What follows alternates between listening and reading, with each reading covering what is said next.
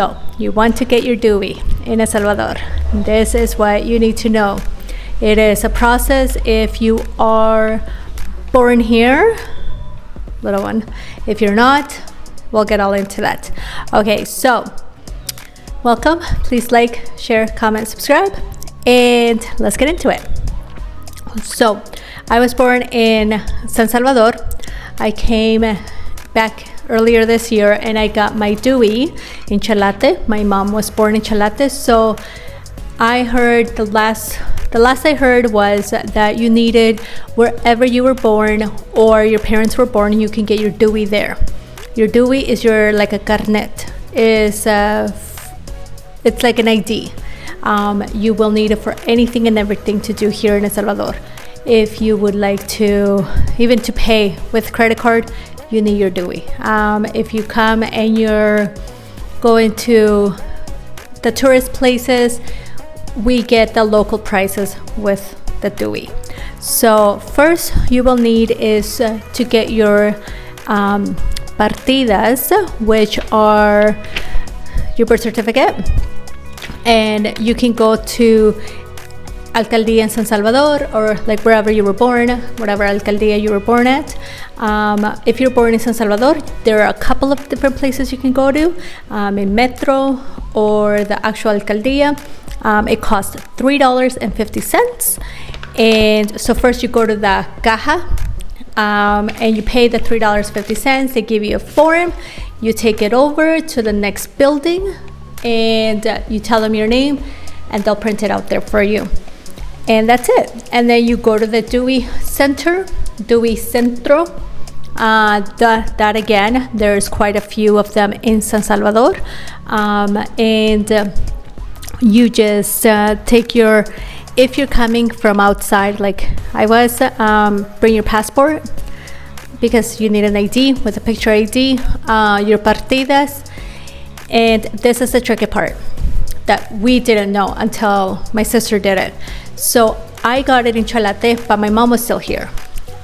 She was visiting. So she came with me. She goes in, shows them the DUI. I'm her mom, and I have my partidas, and I have my passport. And so they, okay, go ahead. So it's free the first time you get it, and it's valid for I think 5 to 8 years. I'm not 100% sure. And then to renew it is about $11, just under $11.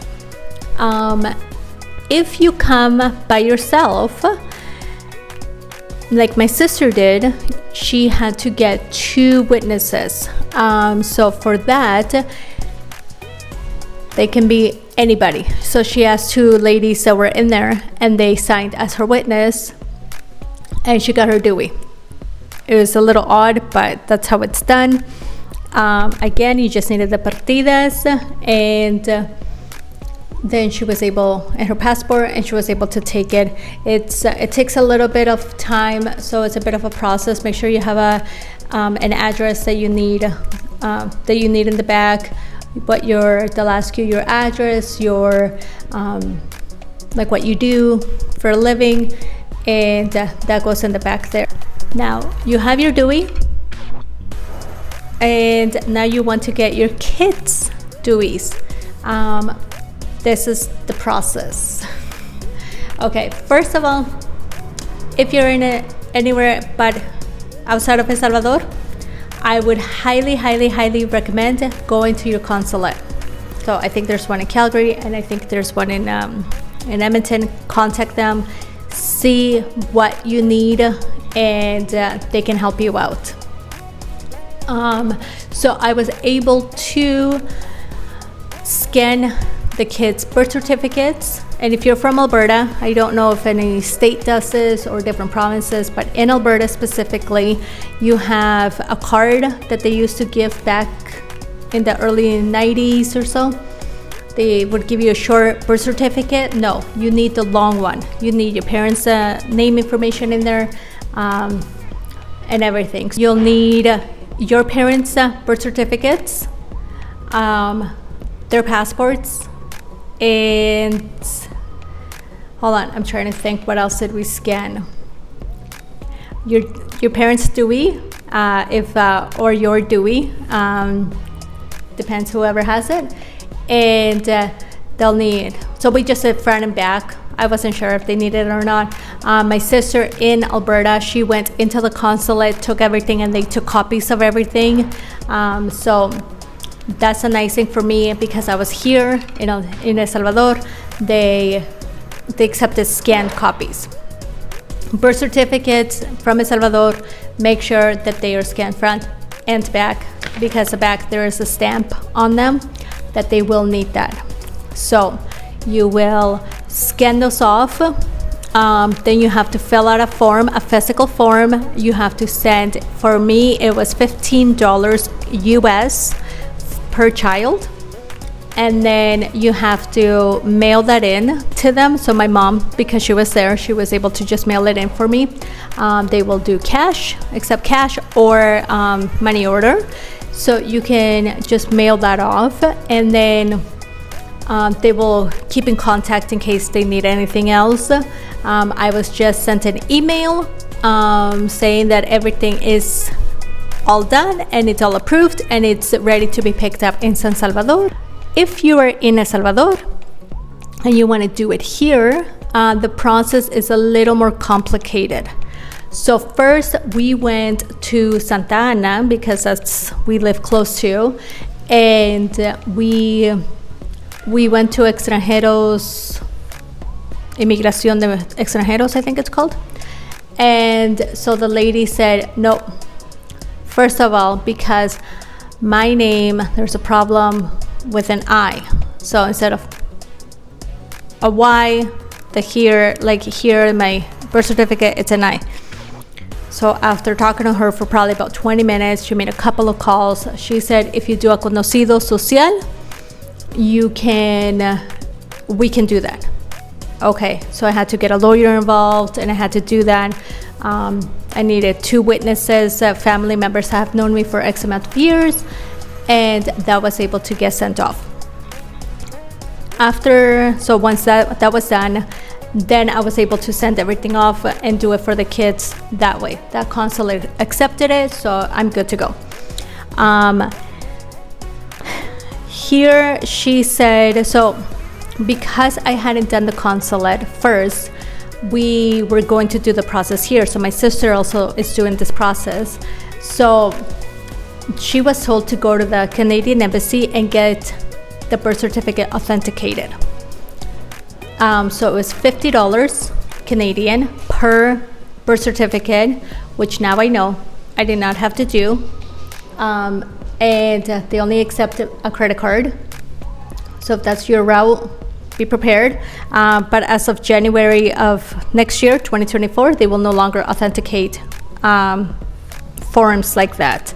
So there's that idea. And then they wanted that authenticated. And then my sister came back from San Salvador, came back to Santa Ana, went and did that. She had her birth certificate, her passport, the birth certificate, her son's birth certificate authenticated. And then she got this paper, had to pay $20 for this paper.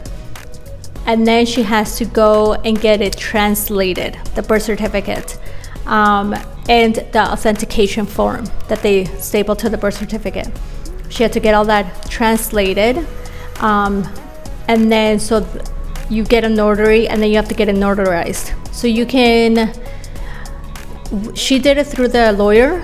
She got it translated and everything and notarized, but you can just take it in, I'm not sure where, but to a university of some sort, and they translate it for you, and then you just have to get it notarized. That would be, depends on how much the lawyer wants to charge you, but that can get up there into like the hundreds or more. And then she went back to San Salvador to drop off these papers. But because, if you have both parents and their information, you're fine. If you only have one parent, so my nephew doesn't have his dad's information, so she had to go to a notary, pay $20 for another piece of paper, sign, saying that pretty much there's no information for the dad, and then get that. So they accepted it. and now we wait. So that process is taking about 2 months from start to finish. It's costing about, I would say, almost $200 or so. And if you do the consulate, again, it's $15 US. And if you're in San Salvador, or you can just pick up the forms in San Salvador, it's so much quicker. It's less than a week, and I got the email saying everything was ready. So I went that way. My aunt, my sister, they've all done it that way, so that's why I contacted and did it that way instead.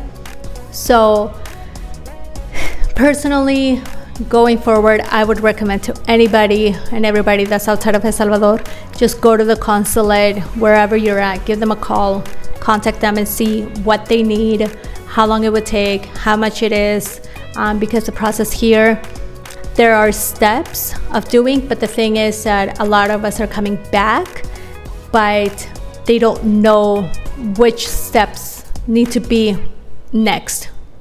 So they know what the steps are there, but they don't know because they haven't done them. Compared to now, all of us are coming back and we're wanting to get our children's papers from here. So it's a little bit of a hassle. It's a little bit all over the place. It's been very frustrating for my sister. It is a lot of going back and forth, different offices. My cousin tried to do his back earlier this year, and it was the same thing, from one office to the next, to the next, to the next, to the next. And finally he gets to the right one and they say, oh, we can't accept this. So go to your consulate, give them a call, see if they can help you. Because again, doing it here until they get their stuff together here, I would not recommend it. Very important if you but very important as well, if you're coming here to El Salvador and your parents are in Canada or the States or wherever, you can go and get their birth certificates for them. You don't need them to do it, so you can do that to get your stuff already and everything, and then you can just ask them for their DUI if they have one, if not, passport, and then you just let your consulate know, you know, these are my circumstances, this is my, you know, so hopefully that will help. I hope this video helps you. It's been such a learning process for us. It is so hectic. We have it's been very, very stressful. So to anybody out there, I really hope this helps, because if you guys, like, if I can save you a little bit of stress that we've gone through for all this, that would be great. And let me know, comment below. I'm gonna do more videos now that we have moved here. We're starting to learn, we're starting to do things, I'm gonna do a video on how to get your NIT, not your passport, buying a house and buying a car. And so hopefully all those things will help out over here, give you an idea if you guys are thinking about maybe coming back, moving back with your family, or maybe just making an investment here. I know this country has gone through a lot, but for a lot of us, it's our home. So it's so exciting and it's beautiful to be able to come back and have that opportunity. So I hope this video helps, and I'll keep you guys posted on everything else with your NIT. Don't worry, I will do another video on that. And no, it is not attached to your DUI. I will get into all that. Okay, thanks for watching.